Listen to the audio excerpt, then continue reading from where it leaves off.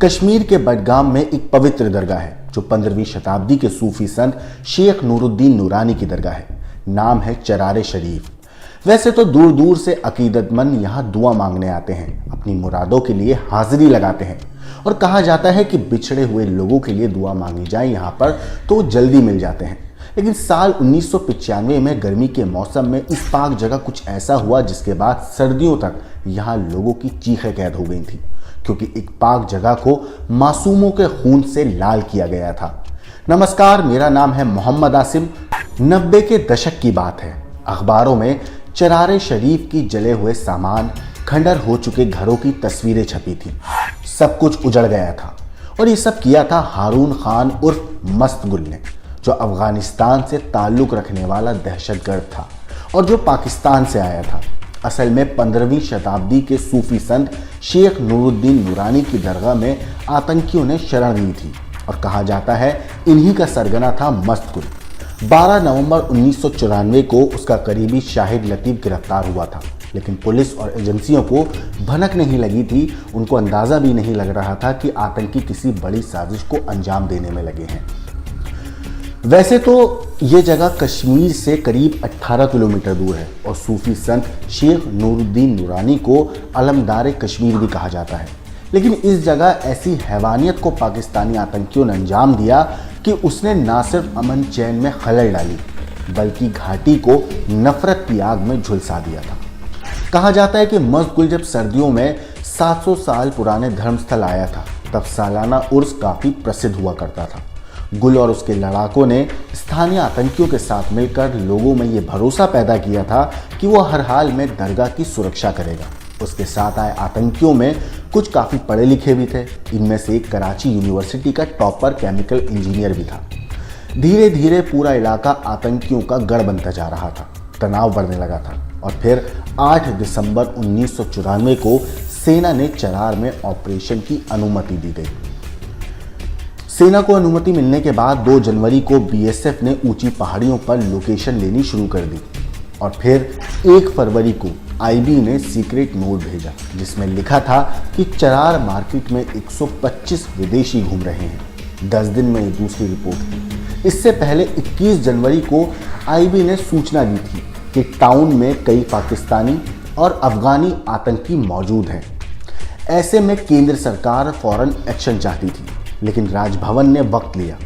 Governor केवी कृष्ण राव ने बाद में पीएम नरसिम्हा राव को बताया था कि रिपब्लिक डे परेड की तैयारियां चल रही थी और श्रीनगर में व्यापक ऑपरेशन चल रहे थे जिसमें आतंकी परेड और कार्यक्रम को ना प्रभावित कर सके। फिर 22 फरवरी को सेना ने गवर्नर को नोट भेजा। इधर लेफ्टिनेंट जनरल एम.ए. जाकी ने राज्य के डीआईजी सीआईडी से संपर्क किया, लेकिन तब तक देरी होती गई और फिर 8 मार्च को बीएसएफ की एक टुकड़ी पर चरार के पास अटैक होता है। आर्मी को पता था कि मस्त गुल हिजबुल मुजाहिदीन के संपर्क में है। पाकिस्तान में बैठे आकाओं से मस्त गुल की बातचीत भी ट्रेस की गई थी। चरार कस्बे को 4 बीएसएफ कंपनियों ने घेर रखा था। रणनीति ऐसी थी कि आतंकियों पर मानसिक दबाव बनाया जाए और उन्हें घेर कर थका दिया जाए, लेकिन रणनीति यहाँ फेल हो गई। मार्च में आतंकियों से इलाका छोड़ने को कहा गया।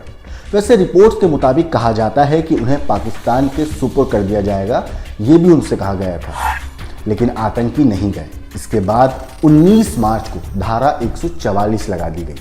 कस्बे में मीडिया और लोगों की एंट्री पर रोक लगा दी गई। मकसद था कि गुल की जो पब्लिसिटी है उसे रोका जा सके, मगर कहा जाता है कि एक आतंकी को सेना ने छोड़ भी दिया था जिससे वो गुल के साथ शांति की बात कर सके, लेकिन उसका शव अगले दिन सुबह को लटका हुआ मिला था। फिर 11 मई की शाम सुरक्षा बलों की घेराबंदी तोड़ने के लिए आतंकियों ने फायरिंग शुरू कर दी थी।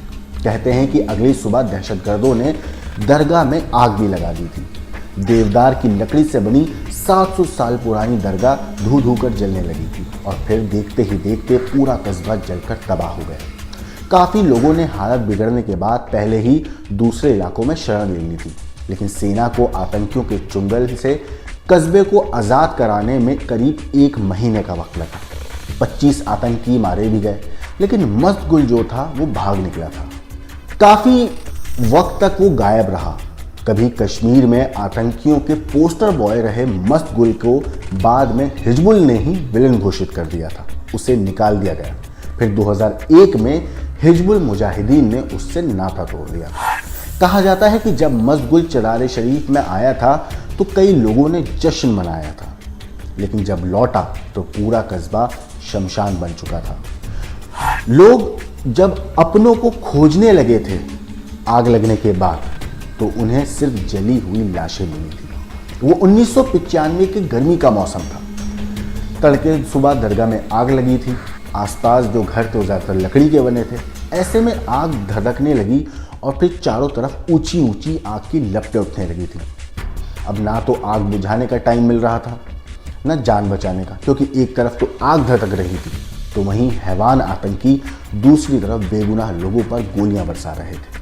कई लोगों ने अपनों को इस हाल में खो दिया था। वैसे कई मीडिया रिपोर्ट्स में कहा गया है कि पश्तो बोलने वाला ये मस्त गुल पाकिस्तानी सेना में पहले मेजर था, और ये भी कोई आश्चर्य की बात नहीं है कि उसने वहां आग लगाने के बाद, मतलब दरगाह में आग लगाने के बाद, सावधानी से शहर से भागने की प्लानिंग भी बनाई थी। इस घटना में उसके 15 आतंकवादी कहते हैं जिंदा जला दिए गए थे। भारतीय सेना आग बुझाने की कोशिश में थी क्योंकि आग से आम लोगों को भी खतरा था। सेना ने मजगुल को थका देने की जो रणनीति बनाई थी उससे एक ही जगह घेर कर रखा था, मगर तब तक कई घर भी जल गए थे। खबर जंगल में आग की तरह फैल गई थी। लोगों के फोन बज रहे थे और चरारे शरीफ के प्रति लोग चिंता दिखा रहे थे। अधिकारियों को आश्चर्य था कि दूसरे धर्मों के लोग भी दरगाह के लिए फोन कर रहे थे। अब इस दरगाह की अकीदत हर धर्म के लोगों में थी। इस दरगाह की अहमियत न सिर्फ मुसलमानों में थी बल्कि हर धर्म के लोग इस दरगाह को पवित्र मानते थे, इसलिए वो लोग फ़ोन कर रहे थे। वैसे कोई हैरत की बात नहीं है कि मजगुल और पाकिस्तान के कश्मीरी प्रबंधकों ने इस तीर्थस्थल को इसलिए चुना था ताकि भारतीय आतंकवाद विरोधी बलों की रणनीति फेल कर दी जाए। रणनीतिक तौर पर पाकिस्तान ने एक तीर से दो शिकार करने की कोशिश की थी। इसकी सोच थी कि दरगाह को जलाने के खिलाफ कश्मीर आग की लपटों में घिर जाएगा। बाद में लोग इसके बारे में भूल जाएंगे। कई साल के बाद अफगान आतंकवादी चमन गुल ने विकिलीक्स को बताया था कि मजगुल पाकिस्तानी सेना में सेवारित मेजर भी था।